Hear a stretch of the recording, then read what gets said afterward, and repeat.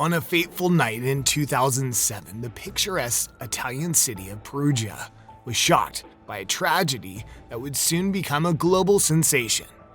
Meredith Kercher, a bright and promising foreign exchange student, was found murdered in her apartment, sending shockwaves throughout the world.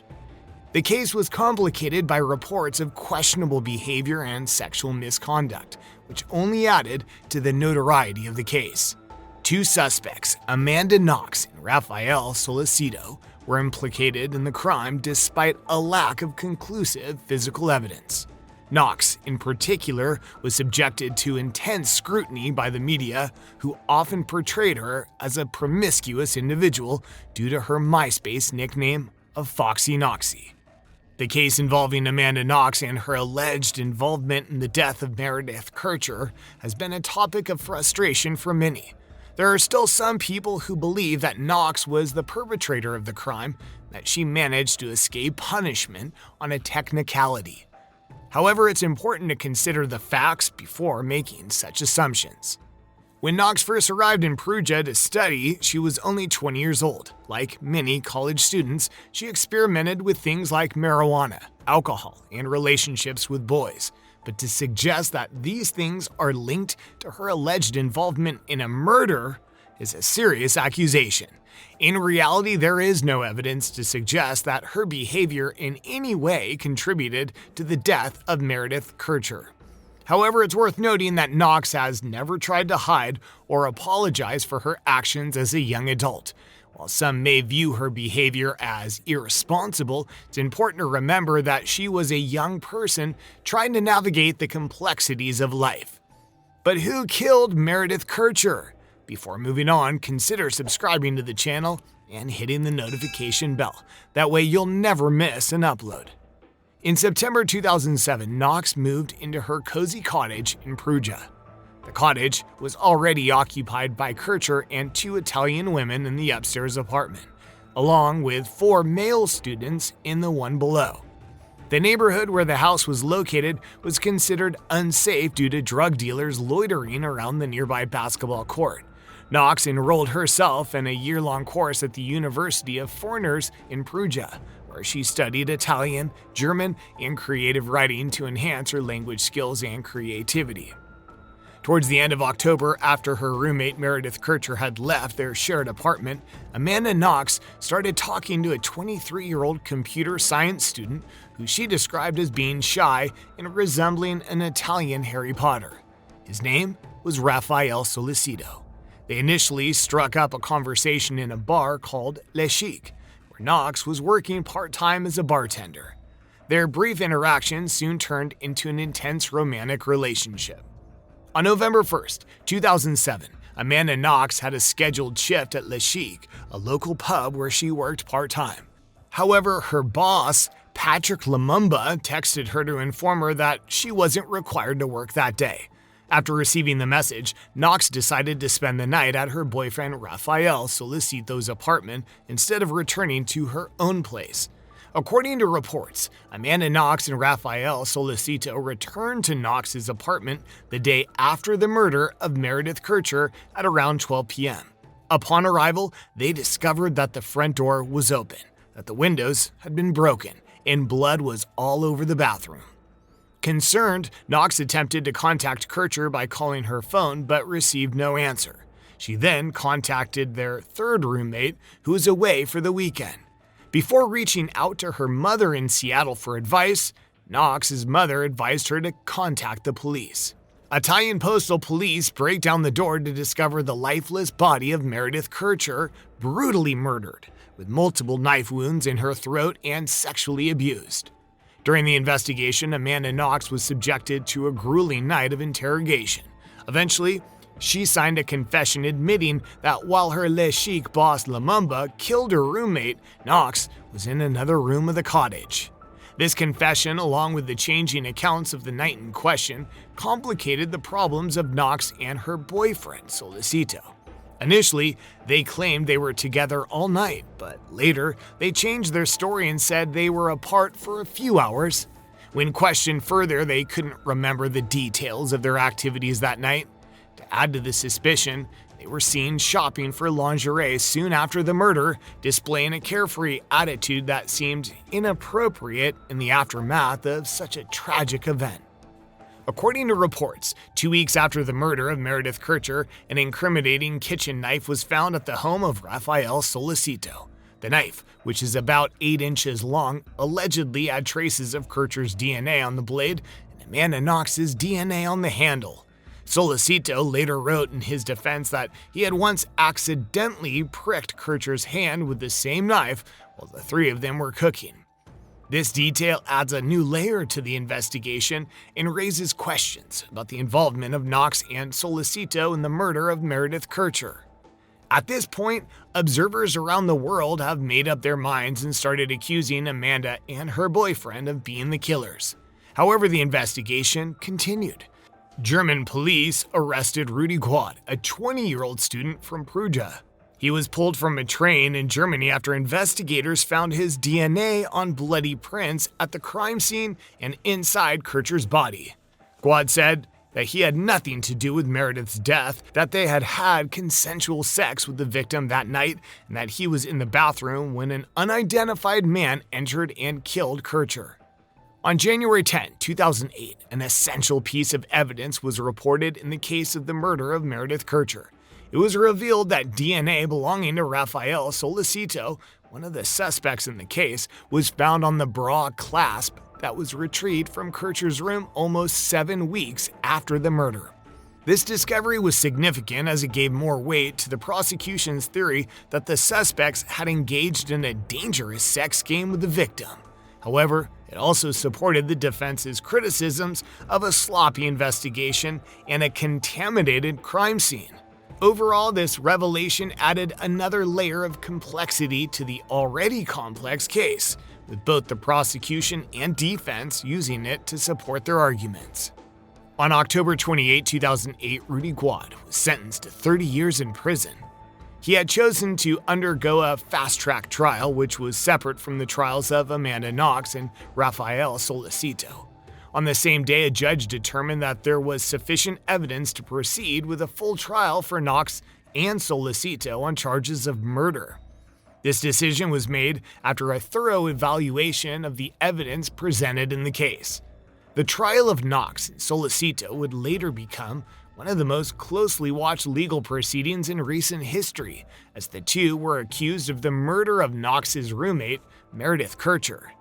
On January 16, 2009, Amanda Knox and her then-boyfriend Rafael Solicito appeared in a Perugia court for the start of the murder trial. This followed 14 months of incarceration for the pair, who were accused of killing Knox's British roommate Meredith Kercher in November 2007. The presiding judge allowed the trial to be held with a media presence, but no live television coverage was permitted. After several months, Knox took the stand on June 12, 2009, testifying in her own defense. She claimed that on the night of the murder, she had spent time at Solicito's residence, where they smoked marijuana, had sex, and fell asleep. Knox also denied the accusation that she and Kercher had a strained relationship. She further stated that she had only signed the confession that implicated her employer, Patrick Lumumba, because of intense police pressure. As the trial neared its end on November 18, 2009, Rudy Guede made headlines after making a spontaneous statement during his separate appeal. Guede placed Knox at the crime scene, claiming that she and Kercher had gotten into an argument before the latter's killing by an unidentified man. Later, Guade's sentence was reduced to 16 years. On December 4, 2009, Amanda Knox and Rafael Solicito were found guilty of the murder of Meredith Kercher, a British student who was found dead in her apartment in Perugia, Italy. The trial lasted for more than 2 years and included over 50 hearings and dozens of witnesses. Knox was visibly upset and tearful when she was sentenced to 26 years in prison, while Solicito received a 25-year sentence. In addition to their prison sentences, the two were ordered to pay more than $7 million to Kercher's family as compensation for the loss of their daughter. Furthermore, Knox was also ordered to pay Patrick Lumumba a Congolese bar owner who was falsely accused of Kercher's murder by Knox around $60,000 for defamation. The verdict was met with mixed reactions, with some people expressing relief that justice had been served, while others criticized the Italian legal system for what they saw as a lack of evidence and a rush of judgment. However, the case did not end, as both Amanda and Raphael wanted to prove they were innocent. The legal saga swirling around Amanda Knox primarily revolved around contested evidence. But what role did DNA play in her case? Amidst the courtroom drama, two critical pieces of physical evidence stood out during the initial trial: a kitchen knife and a bra clasp. The knife, discovered at her then-boyfriend Raphael Solicito's place, was touted as the alleged murder weapon. It bore Knox's DNA on the handle. Her explanation involved meal preparation, and a hint of Kercher's DNA on the blade.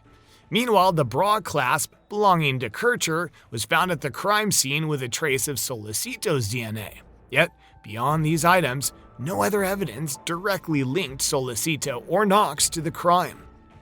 In stark contrast, Rudy Guede, now behind bars for Kercher's murder, left a more telling genetic trail. His DNA popped up in multiple spots across Kercher's bedroom, mingling with her blood in her bag, detected on a vaginal swab, and leaving its mark in handprints and fingerprints scattered throughout the room.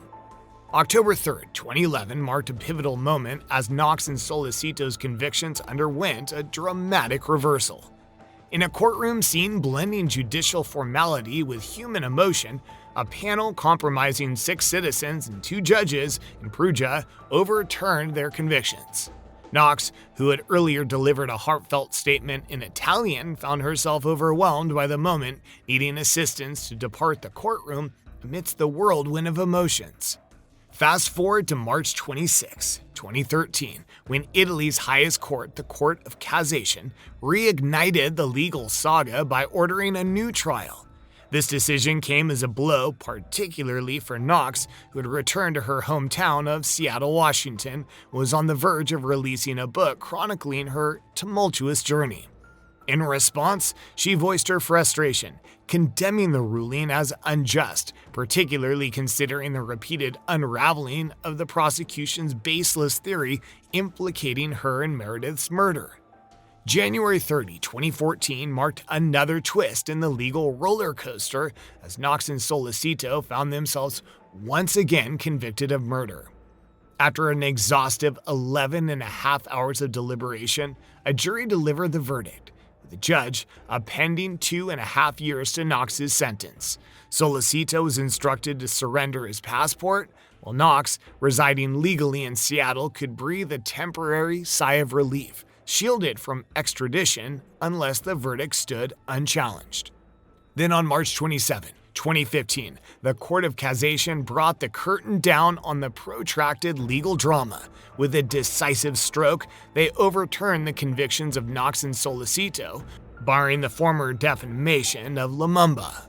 In response, Knox expressed a mix of emotions, describing herself as tremendously relieved and grateful for the resolution of the ordeal.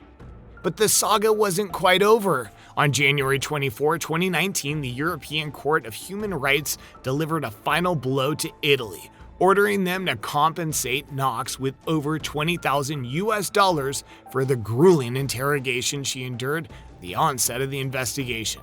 Thus, the legal labyrinth finally closed its doors, leaving behind a trail of tumult, triumph, and vindication for Amanda Knox. In 2020, Rudy Guede, the sole individual definitively held responsible for the murder of Meredith Kercher, regained his freedom after serving 13 years of a 16-year sentence behind bars.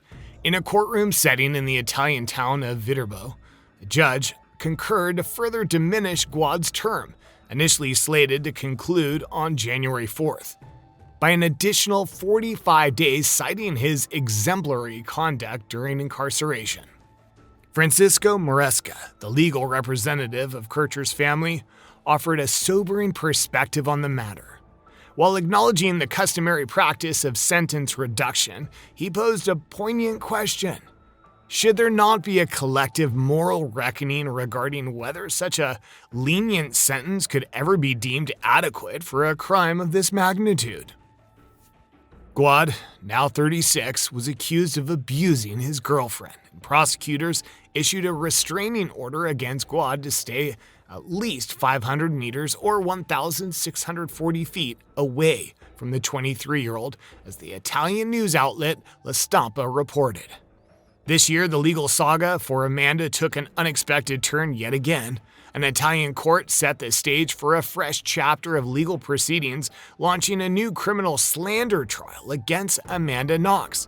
This woman, who endured 4 wrongful years behind bars for her roommate's murder during a study abroad trip in 2007, now faces allegations stemming from her false accusation against her boss and local bar owner, Patrick Lumumba, for the death of Meredith Kercher, then just 21 years old.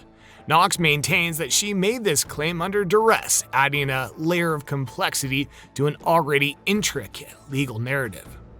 On the one hand, I'm glad I have this chance to clear my name, and hopefully that'll take away the stigma that I have been living with. On the other hand, I don't know if it ever will, in the way I'm still traumatized by it, she said. I'm sure people will still hold it against me because they don't want to understand what happened, and they don't want to accept that an innocent person can be gaslit and coerced into what I went through, Knox said on her podcast.